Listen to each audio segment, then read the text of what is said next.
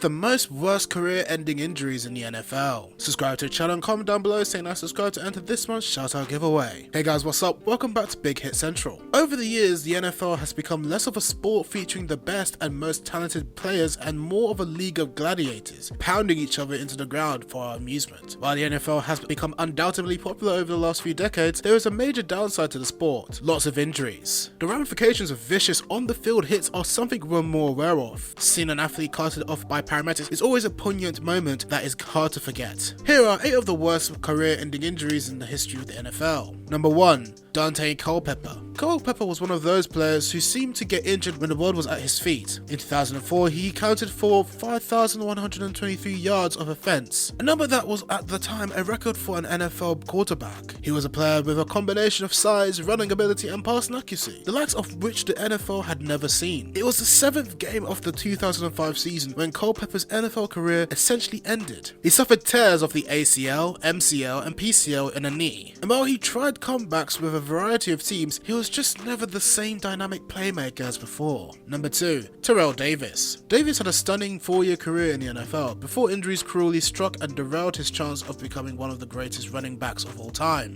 Between 1995 and 1998, Davis rushed for 6,413 yards and 56 touchdowns, including an astounding 1998 season where he rushed for 2,008 yards and 21 touchdowns. Injured on a seemingly incautious play while trying to make a tackle after an interception in 1999, Davis tore the ACL and MCL in his right knee. He was never the same player after the injury, struggling through 3 small seasons where he battled stress fractures in his lower leg and more surgeries to clean up his knee. Number 3. Johnny Knox. Knox was an Abilene Christian product who had a 3-season career with the Chicago Bears before being forced to retire from the NFL. Knox's greatest asset as a player was his speed, with his 4.4 40-yard dash time allowing him to get separation from defenders on offense and to be a productive return man for the Bears. Knox's career-ending injury was another that happened on a freaky play. He was scrambling to recover a fumble in a 2011 game against Seattle when he collided head-on with Anthony Hargrove. Requiring emergency surgery to stabilize his spine, Knox avoided the worst-case scenario related to an injury of this type, but he is now unable to walk without a limp or stand for prolonged periods of time.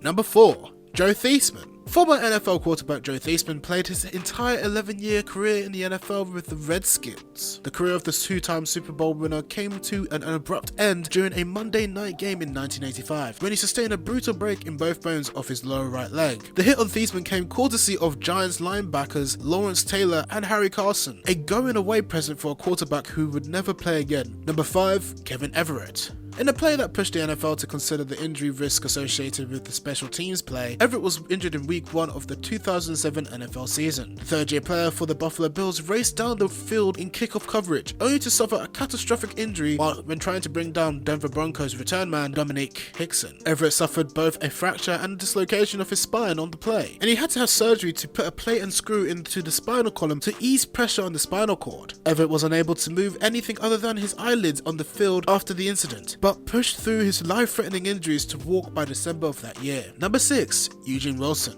For a short time in the NFL, the Wildcat was the former de jure. That meant a running back taking the snap with the quarterback lining up as a wide receiver. But when the Minnesota Vikings ran this play in 2009, QB Brett Favre threw an illegal block on safety Eugene Wilson on the Houston Texans. That led to Wilson missing half of the season with a knee injury and Favre receiving a $10,000 fine. Wilson came back to play in 2010, but he wasn't the same, and his career essentially ended for him at the age of 30. Number 7. Michael Irvin. Former Cowboys wide receiver Michael Irvin was one of the most well-known players in the game during his 11-year career in the NFL. The flashy wideout knew how to make noise on and off the field. Unfortunately, when he suffered a career-ending injury against the Eagles in 1999, it wasn't Irvin making the noise, instead it was Eagles fans, who were cheering as he was carted off on a stretcher. Number 8. Darryl Stingley. The late Darryl Stingley played 4 years in the NFL as a wide receiver for the Patriots. In 1978, Stingley collided with Raiders defensive back Jack Tantum, and the resulting injury was a compressed spinal cord and 2 broken vertebrae. Stingley regained limited movement in his arms, but spent the rest of his life in a wheelchair. Stingley died in 2007 from heart disease and pneumonia that was complicated. Stingley died in 2007 of heart disease and pneumonia that was complicated by quadriplegia. This brings us to the end of our video.